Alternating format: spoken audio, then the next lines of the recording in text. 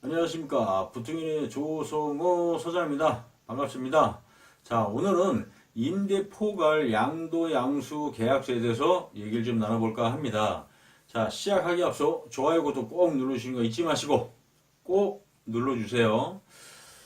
임대 포괄 양수, 양도 양수 계약서는 이제 상가 빌딩 우리가 이제 계약서를 작성을 하잖아요. 이거 말고 이제 별도로 이제 첨부되는 계약서다. 하나의 말씀을 좀 드리고요.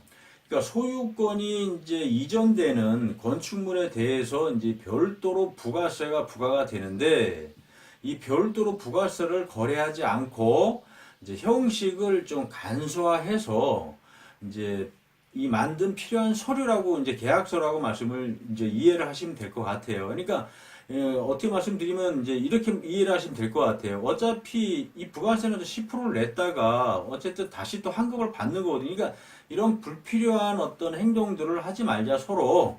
그래서 이렇게 만든 계약서라고 보시면 될 것 같아요. 자, 우리가 이제 사는 사람이 이제 이거를 이 부가세라는 10%를 내는데 이제 사는 사람 입장에서 말씀을 좀 드리면 우리가 이제 건축물 가격이 있고, 뭐, 토지 가격이 있다고 말씀을 드렸잖아요. 그러면 이제 하나의 토탈로 해서 우리가 매매 대금을 지급을 할 때, 이제 이 10%라는 거는 건축물 가격에 대한 부가세 가치세로 해서 10%가 이제 발행이 되는데, 이거를 이제 사는 사람이 이제 내야 된다는 얘기입니다. 근데 다시 한걸 받을 수가 있다.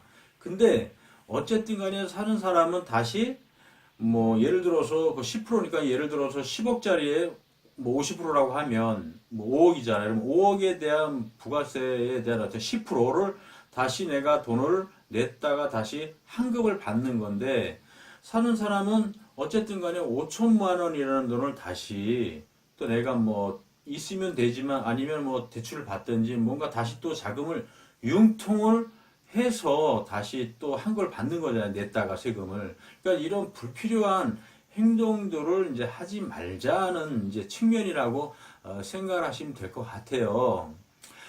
그래서 이제 여기에서 보시게 되면 임대사업 이 포괄 양도 이제 양도 양수 계약서를 작성을 하지만 여기에서도 우리 이제 장단점이 있다. 이제 장점은 이제 이런 걸 간소화시켜서 서로 그냥 간편하게 진행을 하는 형식인데, 또 하나 단점은 같은 어떤 임대사업 종류가 아니라든지 아니면 뭐 매수자가 어떤 이 건물을 사서 다른 쪽으로 사용을 한다든지 할 경우에는 꼭 별도로 이제 해야 된다는 것이 단점이죠. 그래서 우리가 매도자가 이제 파시는 분이 혹시 질문을 좀 할 것도 있는 게 뭐냐면, 혹시 이 건물을 사서 어떤 용도로 사용을 하실 건지 질문을 해야 됩니다.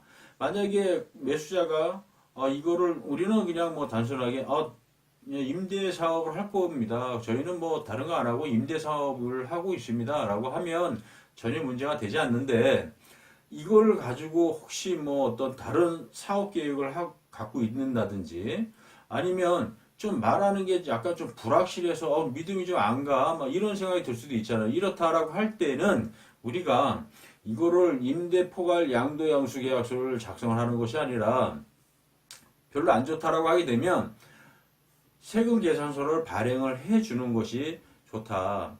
어쨌든 간에 이 사람이 매수자가 이걸 건물을 인수를 해서 최소한 6개월 이상은 그 다른 걸 하면 안 되고 임대 사업을 가지고 와야 되거든요. 근데 이거를 만약에 중간에 어떤 뭐 예를 들어서 음식점을 해버린다든지 아니면 뭐 다른 사업을 해버린다든지 하게 되면 어쨌든 이 부가세가 다시 또 이 발행이 돼야 돼, 세금을 내야 되는 부분이 발생이 될 수 있거든요. 그러니까 서로 피곤해질 수가 있다.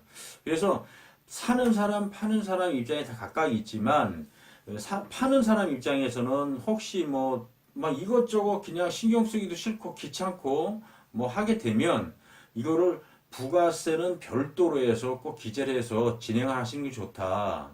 세금 계산서 발행을 해주면 되는 거니까. 근데 뭐 확실하다, 임대사업을 하시는 분이라고 확실하게 됐다, 정해졌다라고 하게 되면 뭐 임대포괄 양도 양수 계약서를 작성을 해도 상관이 없다. 그래서 임대포괄 양도 양수 계약서는 이렇게 이해를 좀 하시면 될 것 같습니다. 그래서 오늘은 여기서 설명을 좀 마쳐볼까 하고요. 인터넷상에 부통령이라고 치면 아주 좋은 정보 많이 있으니까 꼭 들어오시고 잊지 마시고, 자, 오늘은 여기서 설명을 좀 마쳐볼까 합니다. 감사합니다.